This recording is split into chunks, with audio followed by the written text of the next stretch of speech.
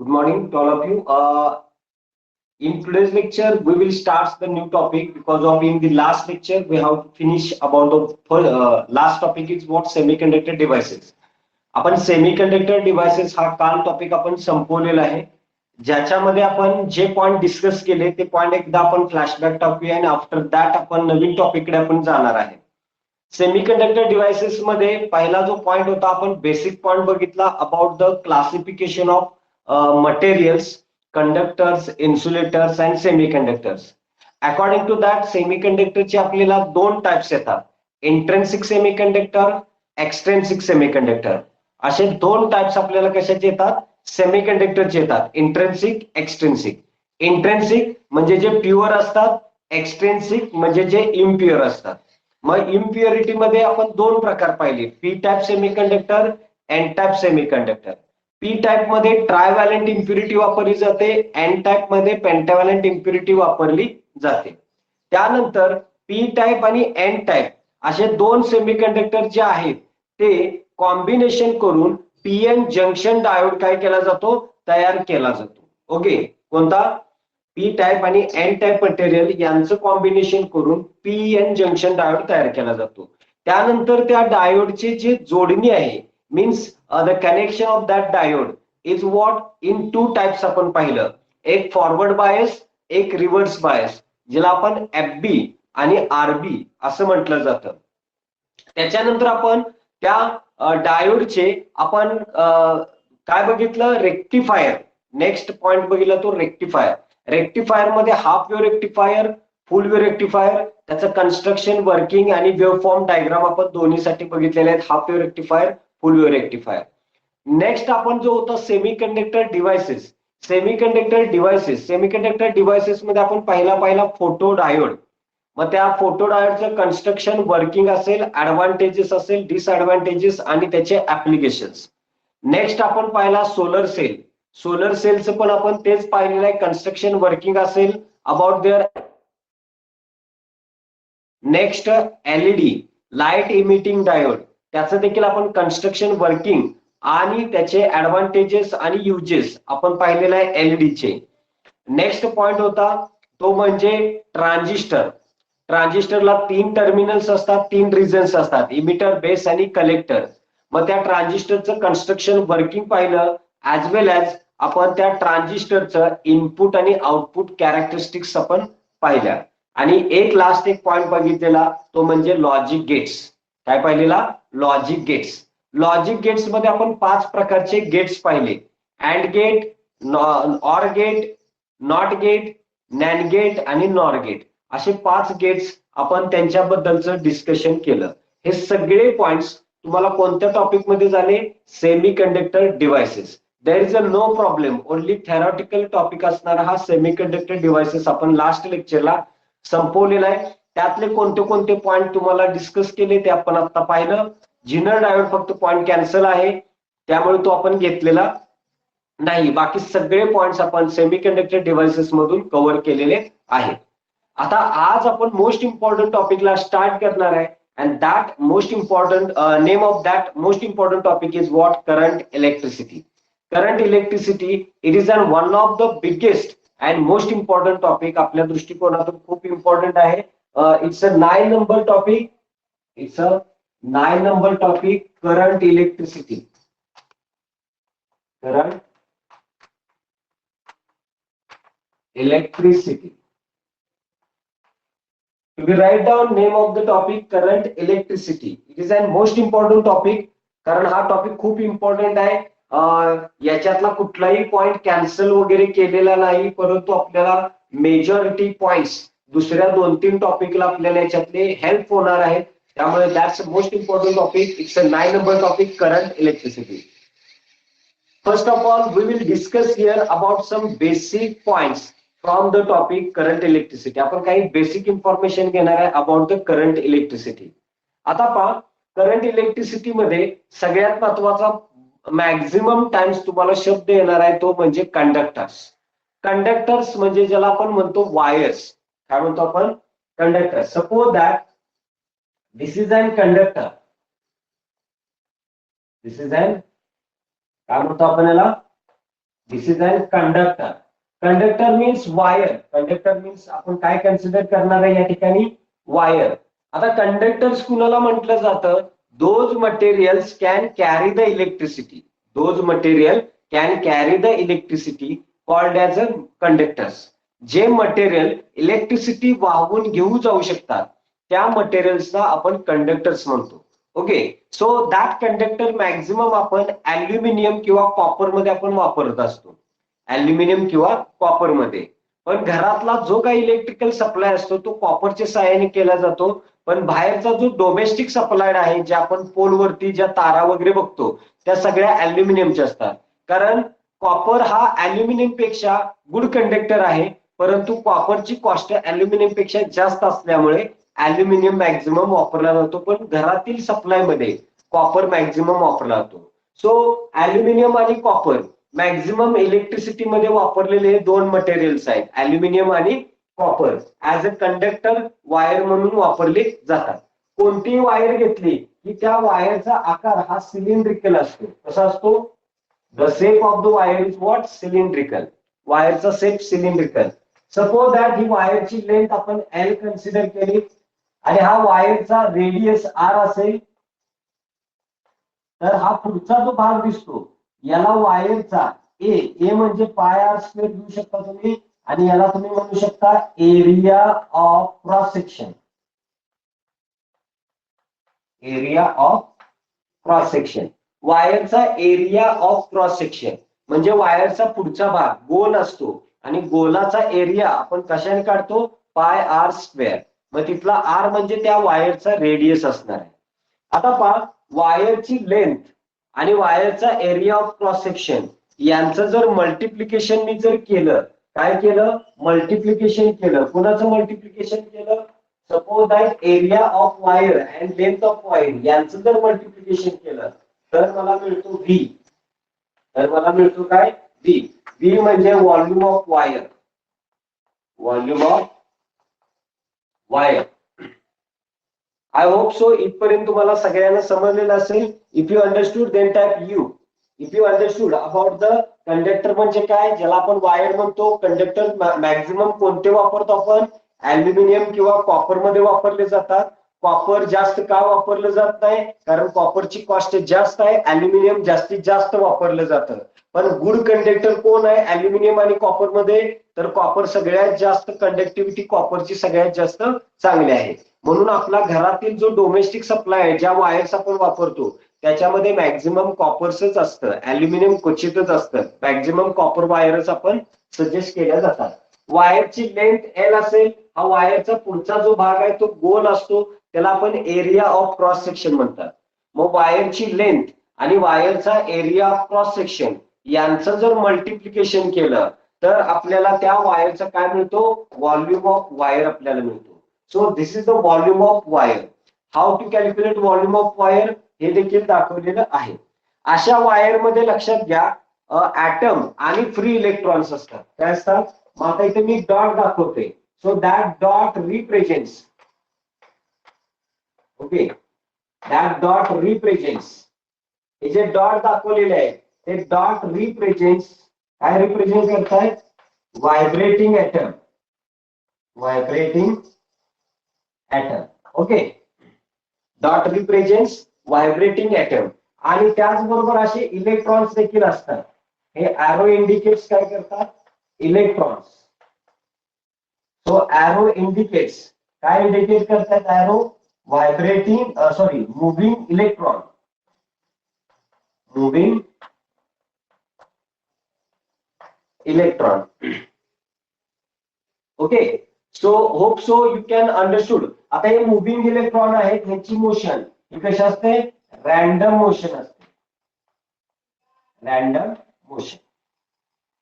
आता जेव्हा हा वायर आपण एखाद्या एक्सटर्नल सोर्सला कनेक्ट करतो, when this wire is connected to the external source, positive हा सेल आहे, तेव्हा हे सगळे इलेक्ट्रॉन्स काय होतात? एका डायरेक्शननी गतिमान होतात. And the direction of that moving electron is always from negative to positive असते. हे मुव्हिंग इलेक्ट्रॉन. आणि हा जो फ्लो ऑफ इलेक्ट्रॉन चालू होतो, या फ्लो ऑफ इलेक्ट्रॉनलाच काय म्हणतात? करंट म्हणतात, इलेक्ट्रिक करंट. म्हणून हा इलेक्ट्रिक करंटची जी डेफिनेशन येते, electric current, the rate of flow of electrons, किंवा चार्ज म्हटलं जातं, is called current. Therefore current I is equal to E किंवा Q दाखवता चार्ज अपॉन टाइम T. हा फॉर्म्युला तयार होतो त्याचा. याचं जे युनिट आहे, SI unit is coulomb per second और एम्पियर असतं. कुलोम्ब पर सेकंड और एम्पियर, हा कॅपिटल सी आहे. कुलोम्ब पर सेकंड और एम्पियर मध्ये हा करंट मोजला जातो. इथं बघा, काय शंका असेल तर विचारू शकता.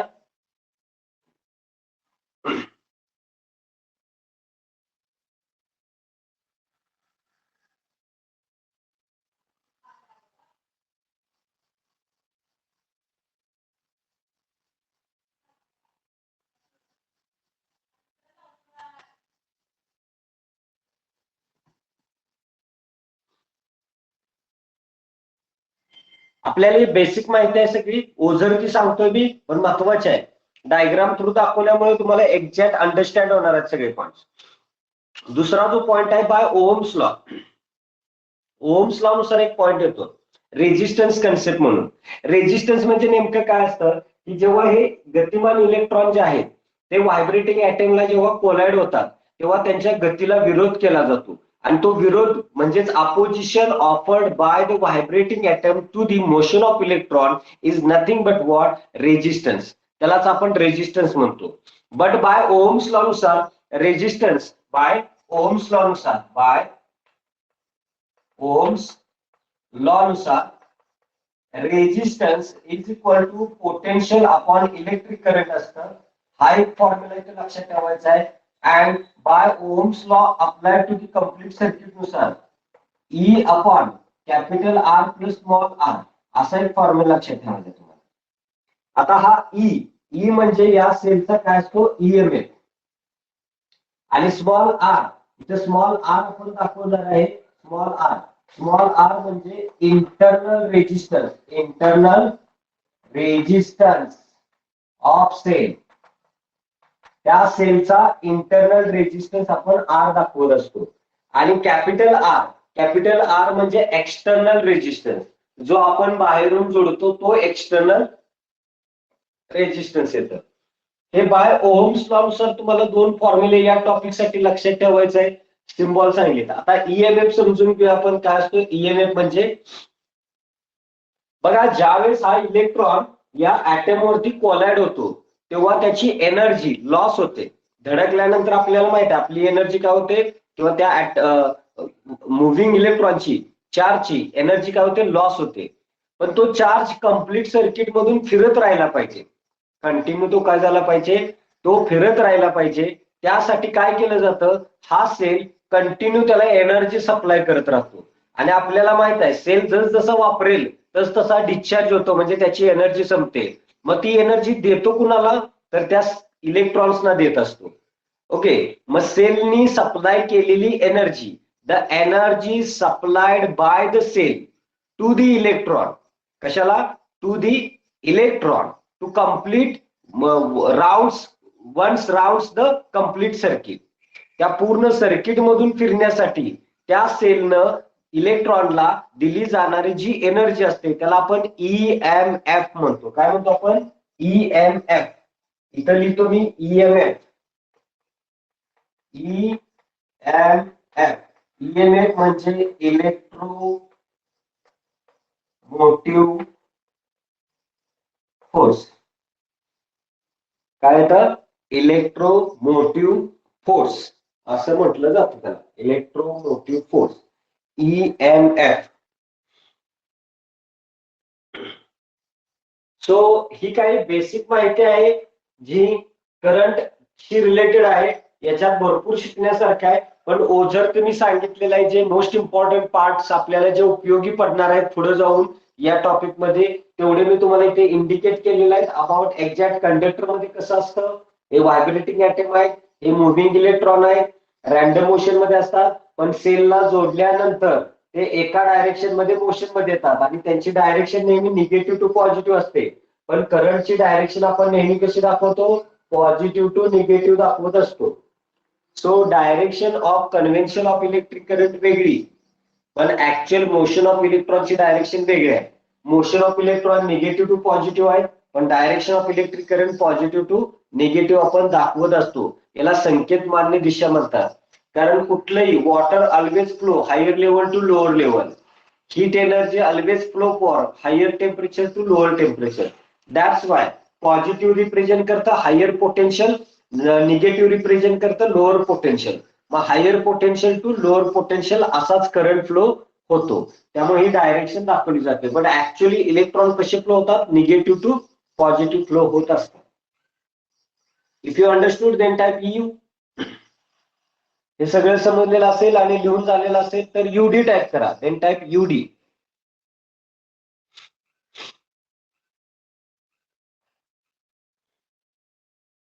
ओके.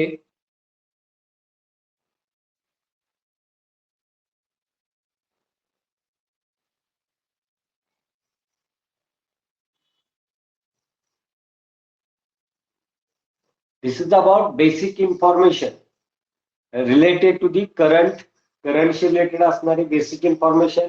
ओम्स लॉ देखील सांगितला तुम्हाला इथं दाखवलेला आहे. आणि इथं ईएमएफ म्हणजे त्या सेलची एनर्जी असते, सप्लाय केलेली एनर्जी असते. So this is basic information. या बेसिक इन्फॉर्मेशनच्या आधारे आपण या टॉपिक मधले कंटिन्यू पॉइंट्स पाहणार आहे. We will discuss about the continue part आपण या टॉपिकचे पाहणार आहे. So let's start to discuss first point from this topic, current electricity.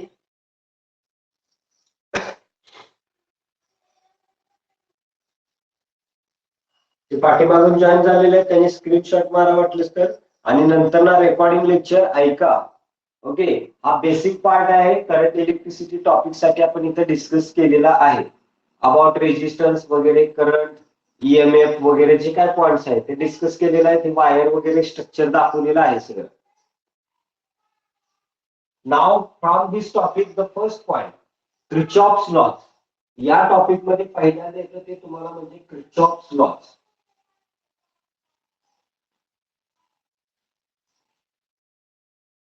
Okay. Which part? First part, Kirchhoff's laws of electricity. To be write down Kirchhoff's laws of electricity. 2 मार्क्ससाठी असतो.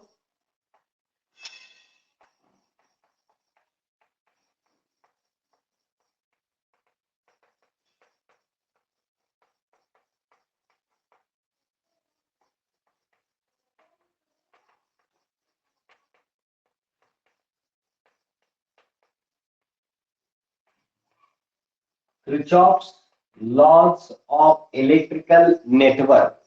Kirchhoff's laws of electrical network. Kirchhoff's laws of electrical network. There are 2 laws of Kirchhoff's. Actually, Kirchhoff's laws of electricity आणि Kirchhoff's law of radiation असा देखील एक आहे law. इथं क्रिचॉफचे 2 lodge आहेत. एक आहे करंट लॉ आणि दुसरा आहे व्होल्टेज लॉ. त्याला क्रिचॉफचा फर्स्ट लॉ किंवा सेकंड लॉ असं देखील म्हणू शकता तुम्ही. तर या ठिकाणी पहिला आहे Kirchhoff's current law. Kirchhoff's current law. आता फर्स्ट ऑफ ऑल आपण त्याचं काय लिहूया, पहिल्या पॉइंट मध्ये स्टेटमेंट.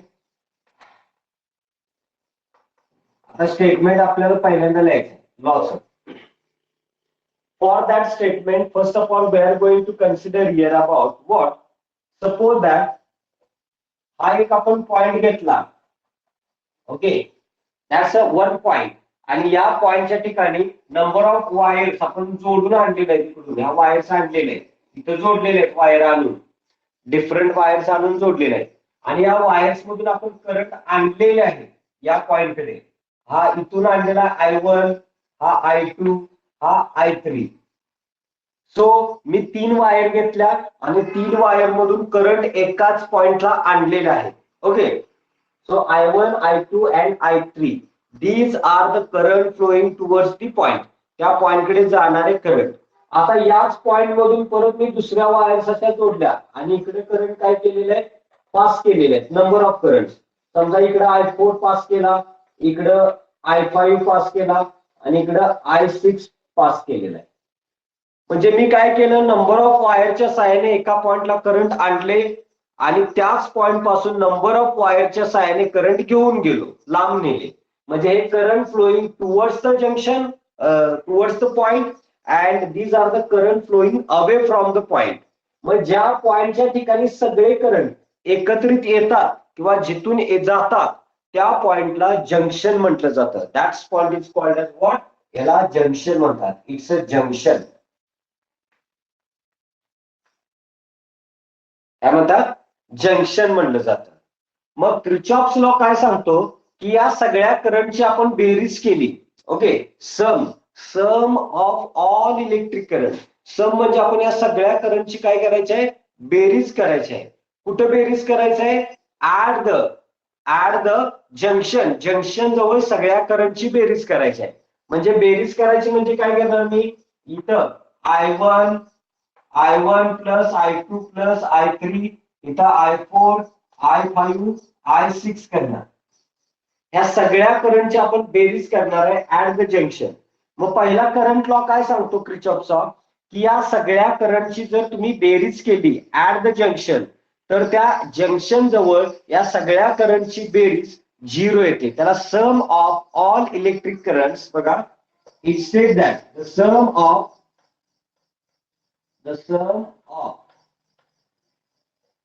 आपण इथं सम घेताना अल्जेब्राइक सम घेऊया. The algebraic sum of all electric current at the junction is 0. Therefore, summation of R is equal to 0. हे सम इंडिकेट करतं काय, बेरीज. आता मी दाखवणार आहे तुम्हाला की सम कशी असते. The algebraic sum of all electric currents at the junction is a 0. Algebraic sum of all electric current at the junction is 0. Summation of I is equal to 0. कसं येतं बघूया, summation of I is equal to 0. तर I1 plus I2 plus I3 is equal to, या सगळ्यांची बेरीज केली की is equal to 0 येणार आहे. पण या ठिकाणी काय केलं जातं, एक साइन कन्व्हेन्शन वापरलं जातं. साइन, दुसऱ्या पॉइंट मध्ये आपण इथे साइन कन्व्हेन्शन घ्या. Sign convention. एक आपल्याला त्यांनी सांकेतिक चिन्ह वापरायला सांगितलेले आहे. त्यामध्ये 2 साइन कन्व्हेन्शन आपल्याला यूज करायचे. कुठले 2 साइन कन्व्हेन्शन, बघा, जे current, those current can move towards the junction. जे जंक्शन कडे करंट जात आहेत का, the current towards the junction consider as a positive. बघा, जे जंक्शन जे करंट जंक्शन कडे जात आहेत त्यांना पॉझिटिव्ह घ्या. मग जंक्शन कडे कोण जाते, I1, I2, I3. मग हे I1 प्लस घ्या, I2 पण प्लस घ्या आणि I3 पण काय करायचं आहे, प्लस घ्यायचं आहे. म्हणजे जे करंट जंक्शन कडे जात आहेत ते आपण काय घेतले, पॉझिटिव्ह प्लस घेतले. आणि इथं येणार आहे the current move away from junction. Move away from junction.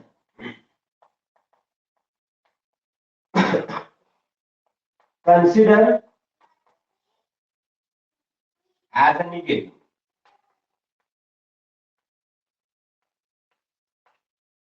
म्हणजेच जंक्शन पासून जाणारे लांब जाणारे करंट कोण आहे? जंक्शन पासून लांब जाणारे current I4, I5, I6. These are the currents are moving away from the junction. त्यांना कशी घ्यायचे? निगेटिव्ह घ्यायचे. म्हणजे -I4, -I5, -I6 या सगळ्यांची बेरीज केली की इज इक्वल टू काय मिळणार? 0. या सगळ्यांनाच आपण शॉर्ट मध्ये लिहित असतो summation of I. Algebraic sum of I is equal to काय मिळतं आपल्याला? 0. पण ते सम घेताना प्लस मायनस घेताना कशा घ्यायच्या आहेत? जे करंट जंक्शन कडे जात आहेत पॉझिटिव्ह घ्यायचे, जे जंक्शन पासून लांब जातात ते निगेटिव्ह घ्यायचे. यालाच काय म्हणतो आपण? हे बाय किर्चॉफ्स करंट लॉ नुसार आलं. हे बाय याच्यासाठी आपण करंट लॉ अप्लाय केला बाय किर्चॉफ्स करंट लॉ नुसार तुम्हाला हा फॉर्म्युला या ठिकाणी मिळतो या नेटवर्क साठी. याला आपण नेटवर्क म्हणतो. नेटवर्क म्हणजे जाळं.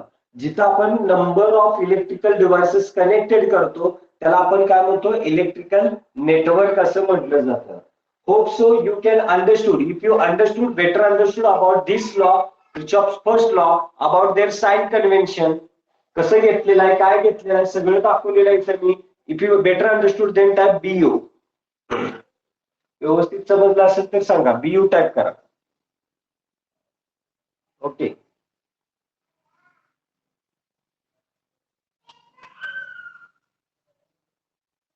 Okay. Viraj, if you understood then type BU. If you have any doubt you can ask me. Okay. समजलं नसेल तर विचारू शकता. एकदम सिंपल लँग्वेज मध्ये आपण सांगितलेलं आहे आणि लिहून पण दिलेलं आहे. दिस इज द स्टेटमेंट आणि दोनच पॉइंट आहेत. स्टेटमेंट वरून येणारा फॉर्म्युला आणि हा फॉर्म्युला ऍक्च्युअल कसा अप्लाइड होतो हा स्टेटमेंट लॉ कसा अप्लाइड होतो ते लॉ अप्लाइड करून दाखवला तुम्हाला इथं. त्यासाठी मी तुम्हाला काय घेतलं? नेटवर्क घेतलंय. जिथं करंट आलेले आणि गेलेले दाखवलेले आहेत. मधला पॉइंट जंक्शन आहे. मग इथं आलेले करंट बाय साइन कन्व्हेन्शन नुसार पॉझिटिव्ह घ्यायचे असतात आणि गेलेले करंट निगेटिव्ह घ्यायचे असतात. इथं प्लस प्लस याला मायनस मायनस साइन दिले इज इक्वल टू 0 घेतलं. व्यवस्थित लिहून घ्या. If you done it then type D.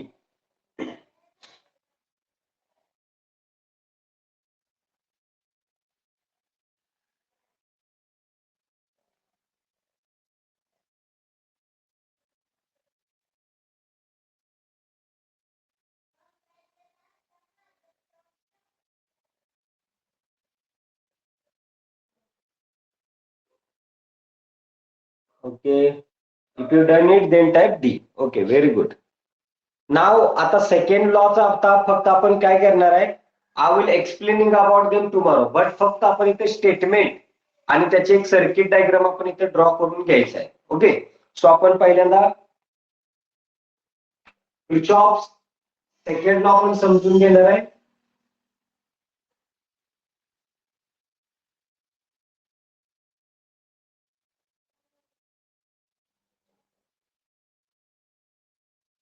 इथल्या Kirchhoff's there is a second number Kirchhoff's current law नाही तर आता इथं व्होल्टेज लॉ असेल statement.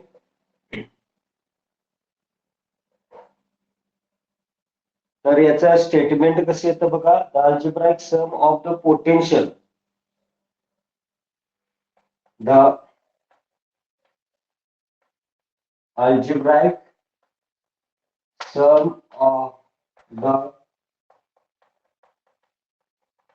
potential, the algebraic sum of the potential difference and potential difference and the electromotive forces and the EMF electromotive forces in a closed loop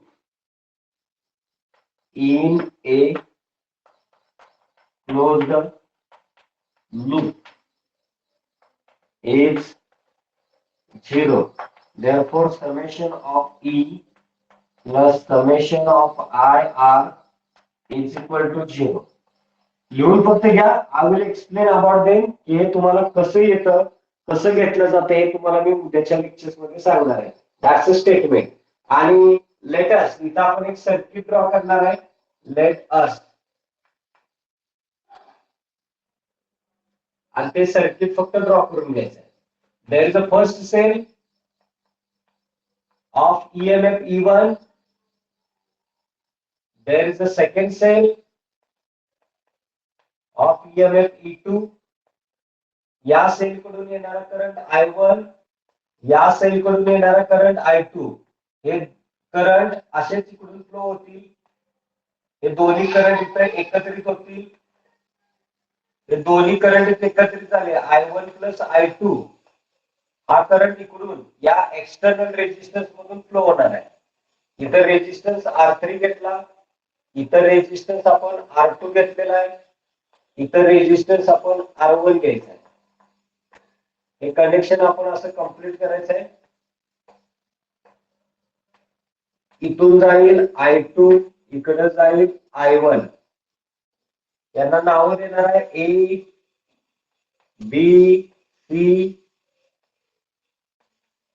D, E, F. करंटच्या direction वगैरे व्यवस्थित दाखवा. आणि एक loop आपण consider केलेला आहे. याच्यासाठी साइन कन्व्हेन्शन कसं अप्लाय करायचं आहे, फॉर्म्युला अप्लाय कसा करायचा आहे, क्लोज लूप कसा घ्यायचा आहे, हे उद्याच्या लेक्चरला मी तुम्हाला एक्सप्लेन करेन. एवढं फक्त लिहून घ्या. If you done it then type D.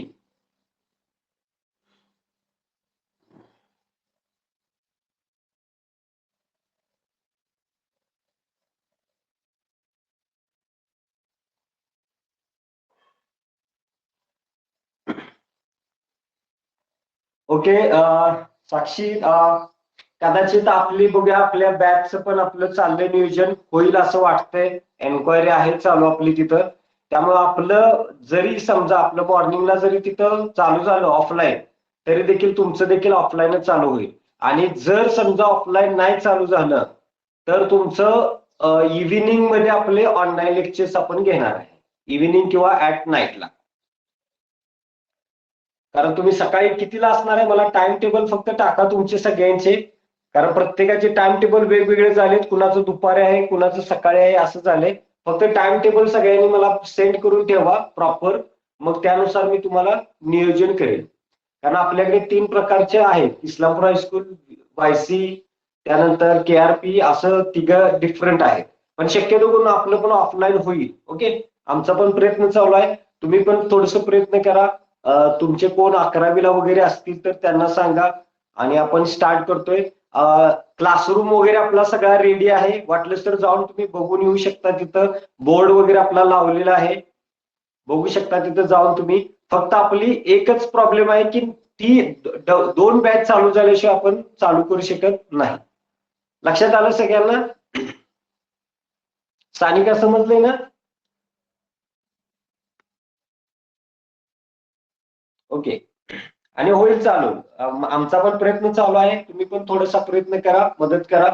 Offline चालू झालं म्हणजे बरं होईल आपल्यालाही. ओके. आणखी काय शंका आहे?